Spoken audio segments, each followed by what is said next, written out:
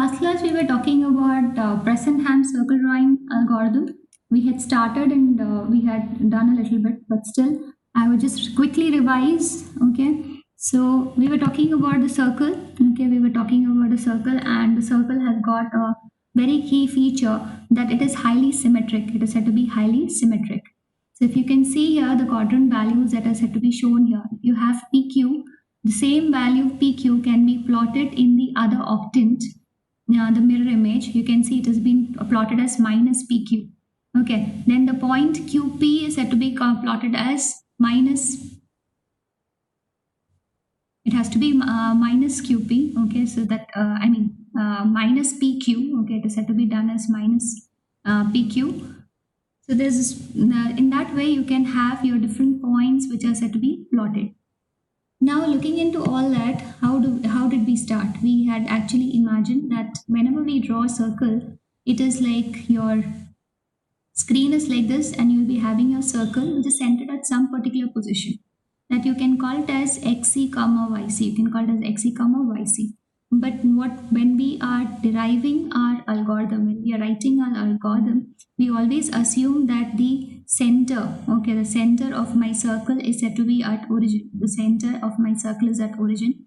I'll plot my circle keeping that in mind, and after that I'll be translating each point with respect to xc comma yc. I'll be updating each point on my circle which is said to be centered at 0, 0 to a circle which is centered to position xc yc by updating the values on my circle boundary with respect to xc yc.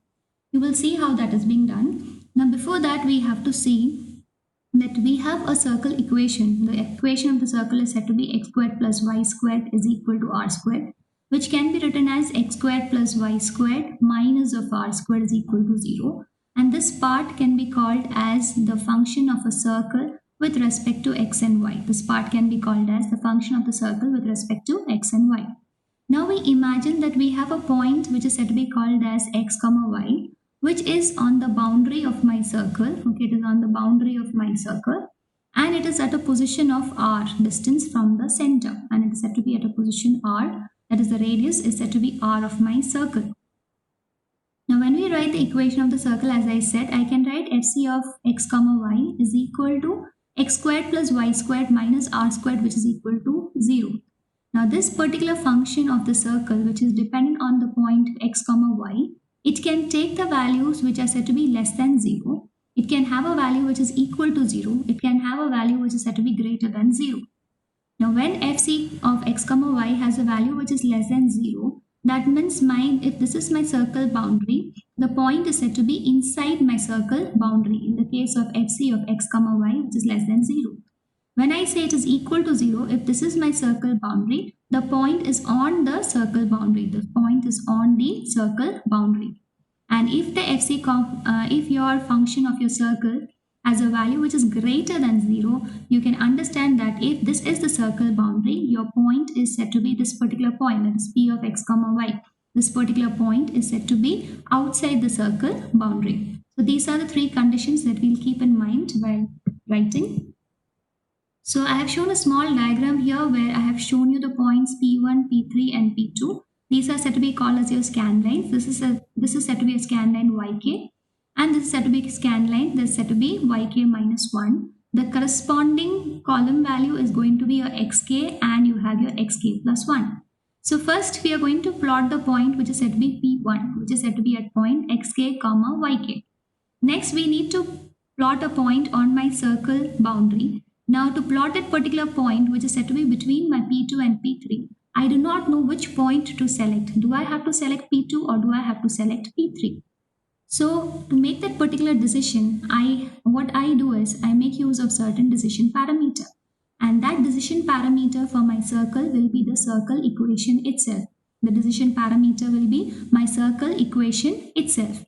So I say that my D1 is equal to, if I consider the point, I have written the coordinate values for my P2 and P3. With respect with my P3, my decision parameter will have the value as xk plus 1. I will be substituting the values. You know that it is x squared plus y squared minus r squared. So x value with respect to your P3 will be xk plus 1. and your y value with respect to your P3 will be yk. So on that basis, I have written D1. Now next decision parameter, I have to write it with respect to P2. So that is x value will be substituted by xk plus 1 and y value is going to be substituted by yk minus 1. Now, what do I have to take? I take the sum of both the distance values, that is d1 and d2, to get my final decision parameter, that is said to be called as dk. So I have substituted the value of d1 and I have taken the value of d2. So when I open the brackets and I take the common terms here, I'll get it as 2 times of xk plus 1. And then I have a single term of yk squared. And I have 2 times r squared. So I've written 2 times r squared. And then I have a single term of yk minus 1 the whole square. So this is the final equation that I get for my dk, that is my decision parameter. By considering the line equation at point d1, that is point d1 is actually pointing to your P3 point and the other is set for your point P2. So on that basis, I have taken the summation of that to find my final decision parameter. Now if this final decision parameter has a value which is said to be less than 0, if it has a value which is said to be less than 0, that means I'll be taking my point 3. I'll be considering the point 3 because I consider that the point 3 is said to be closer to my circle boundary. I'll consider P3 to be closer to my circle boundary. So in that case, what would be the value of my, you know that xk is always updated as xk plus 1. Okay, but what about your yk? So if it is point P3, my yk will remain the same. My yk will remain the same. Now, what if your decision parameter is greater than equal to 0? If it is greater than equal to 0, that means instead of P3, I am going to take the point P2. I am going to take the point P2. Now, in the case of point P2, you can see that this line is said to be yk, okay, and this particular line can be called as yk minus 1. That means always your x value will be always incremented by 1, but your y value will be taken here as yk minus 1. Always remember, your circle you're drawing from y value, high value of y, we are going to 0. So that means it is decrementing on each point. That is why it is given as yk minus 1. So that is how we have selected the new coordinate values. You have selected the new coordinate values which are based on your decision parameter, which is based on your decision parameter. Now once you have found that we had in your grid, okay, you had for xk and yk. Okay, I'll have to draw one more. Say this is yk, this is yk minus 1 and this is yk minus 2. So I've already plotted this particular part and I took on the basis of my decision dk, I determined what the value for my xk has to be, xk plus 1 has to be. Next I have to find what about my next position, xk plus 2. So if I have to find for xk plus 2, I cannot depend on the decision factor dk. I cannot depend on the decision parameter which is said to be called as dk. For my new point, I'll need my new decision parameter which I'll call it as dk plus 1. It is said to be called as dk plus 1. So keeping my dk in mind, what is my dk value? I've got this from my previous equation. Okay, so I replace k with which value? I'll replace it with k plus 1. So everywhere that you see your k, wherever you see your k, the k value has to be simply replaced with k plus 1. I just simply replaced it with k plus 1. So I get my dk plus 1. Now you can't always keep finding what dk plus 2 or dk plus 3 is for each step of yours. What do you need to do? You have to find what is the difference in these two values so that you can always update your dk on that basis. So I'll find the difference between dk plus 1 and dk. So I write first the dk plus 1 equation. I subtract it with dk's value. Okay, so when I open the brackets, that is all the negative signs, and then I have to open this also, that is yk plus minus 1. What is it actually equal to? It is actually equal to a minus b the whole square. It is equivalent to a minus b the whole square. Isn't it? So that you will have to write it as, what will you write it as? It is said to be a square minus 2ab plus b square. This is the way you will have to open such kind of brackets. And this is something like a plus b the whole square. That is equal to a square plus 2ab plus b square. Okay, so you just have to do that. And finally, when you open these brackets, you can find some common terms which you can cancel.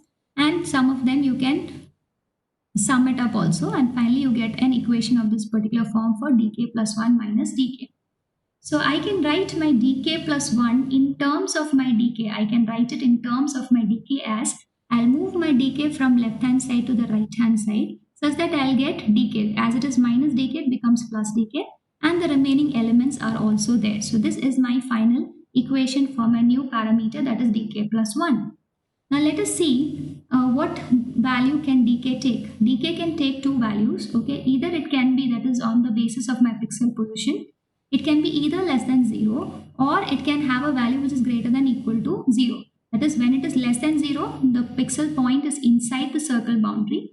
When it is said to be greater than 0, it is said to be outside the circle boundary. And when it is said to be equal to 0, it is said to be on the circle boundary. That is what we considered. So now what we are doing is we just clubbed it up. That is, for less than 0 we have a condition and for greater than equal to 0 we have another condition. That's what I have written here. So first condition says my dk is said to be less than 0. So when my dk is said to be less than 0, I know that it is closer to the point P3. And what is point P3? The yk value is going to be same itself. But when your dk value is greater than equal to 0, what about my point? I'm going to select the point P2, which has a y value which is yk minus 1. That is what you have to remember. Now keeping that in mind, what is my dk plus 1 value? What will be my new parameter value? Dk plus 4x, okay, plus 2 times 4 yk plus 1 the whole square. Now this particular element that you have, for dk less than 0, you have yk plus 1 is equal to yk. So you will replace this by what? You will replace it yk. So it is yk squared minus yk squared, which will get cancelled out. Then here also what do you have? Yk plus 1 is actually your yk. So yk minus yk is again 0. Okay, that's what I've done here. So finally you will get it as dk plus 4xk plus 6. So that is the new parameter value. This is said to be a new parameter, decision parameter value, when your current decision parameter value is said to be less than 0. When your current decision parameter value is greater than equal to 0, you need to compute what your new decision parameter value is. For that, you will know that whenever your dk has a value greater than equal to 0, we know that your value of your y is said to be yk minus 1. That is, you're going to go down by one step. So you will replace all yk plus 1 with which term? You will replace it by yk minus 1. Here also you will replace it by yk minus 1. You can see that I have done the computation and finally you get the answer as dk plus 4 times xk minus yk plus 10.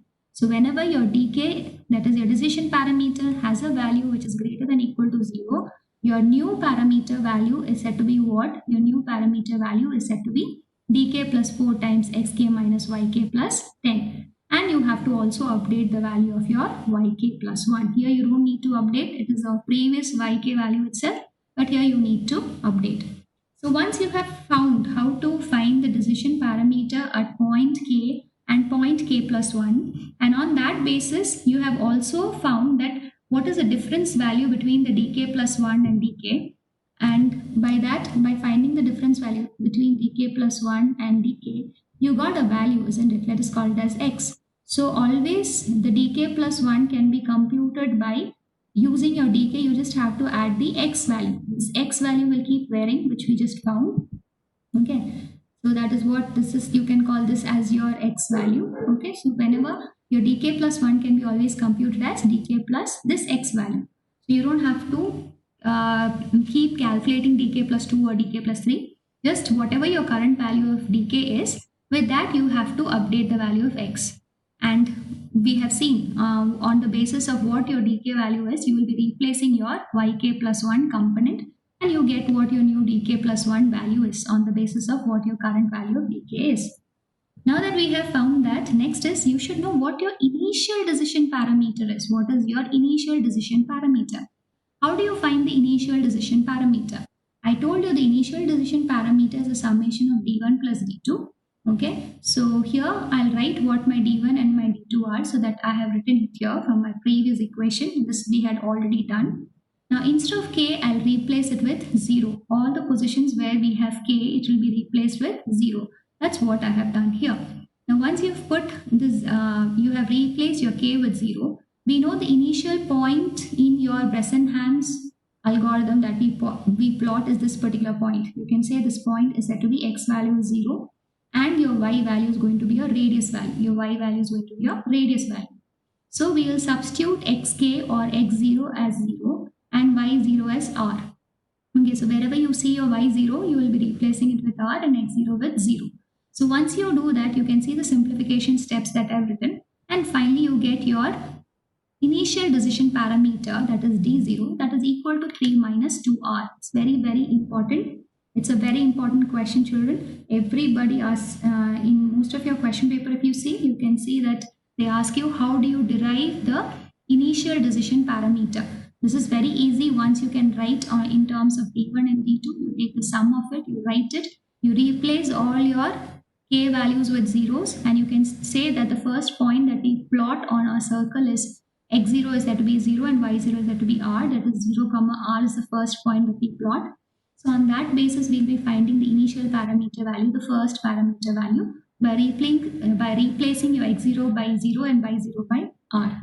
So just by doing these steps, okay, you have to write what your d1 is and you have to write what your d2 is. And then after by writing these many steps, you can finally conclude what your d0 value is. For this itself, you will get 3 marks.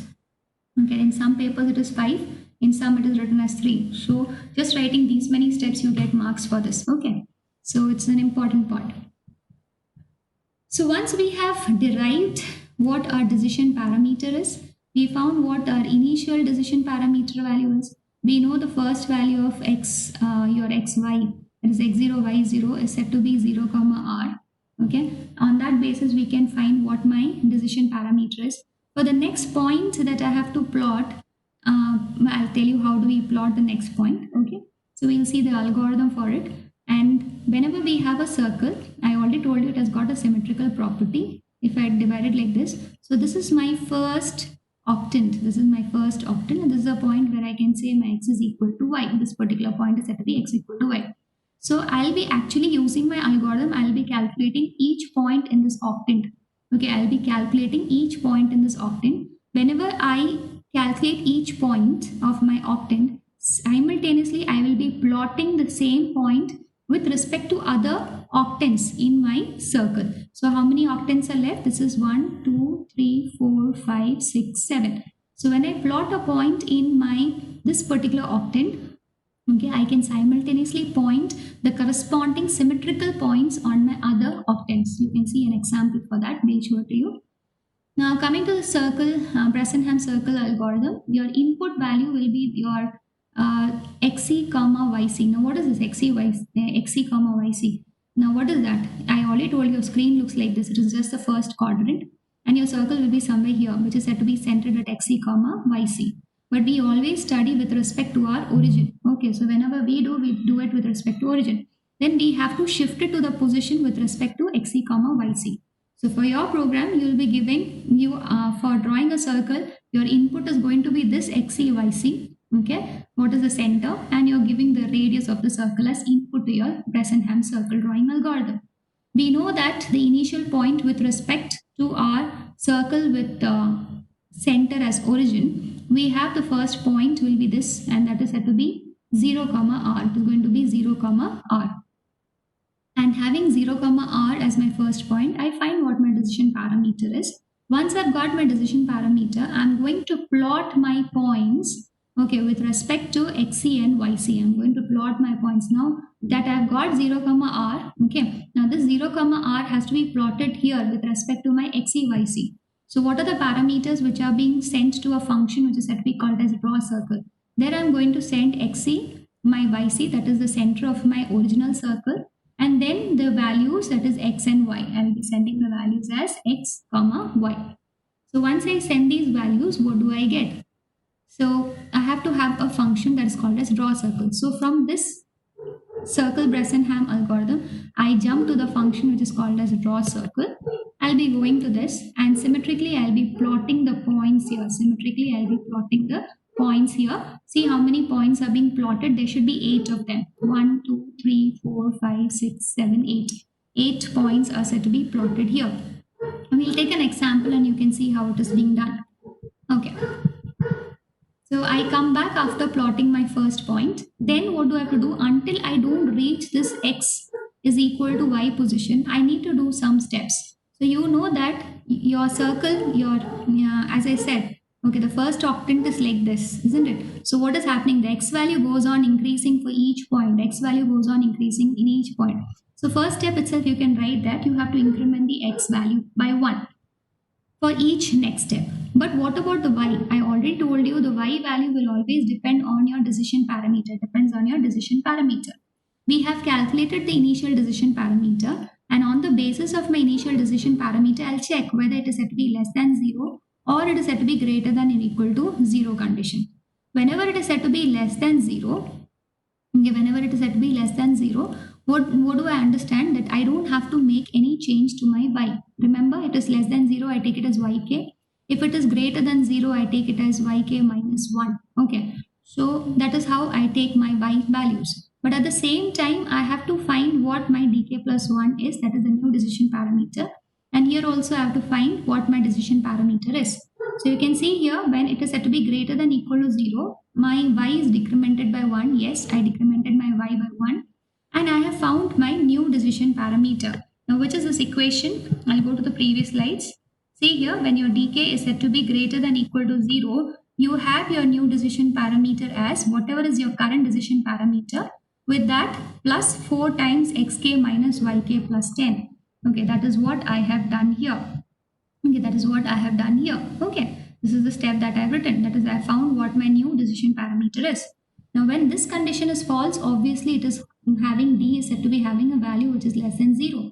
That means I won't be changing my y value, so I don't have to write there, because whatever was my original earlier y value, it's the same y value I'm going to take.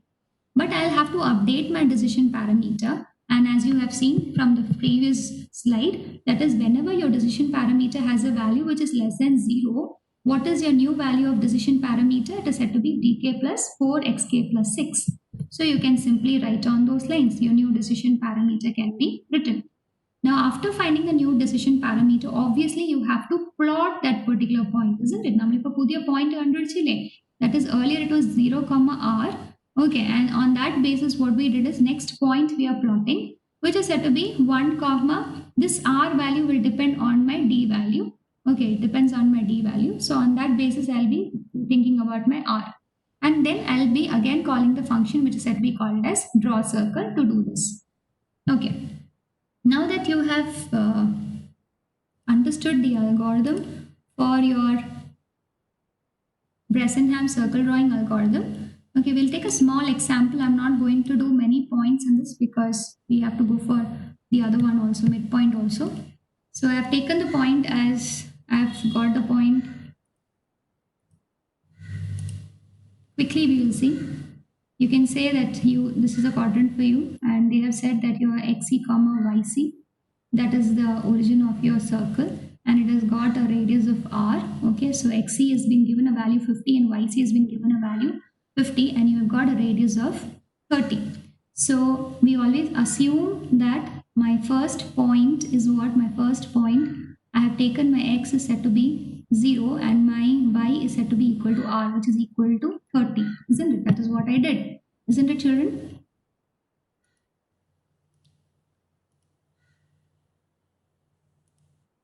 Okay, so I have taken my x is set to be equal to 0 and my y is equal to 30. I calculate my decision parameter, which is set to be 3 minus 2 into 30.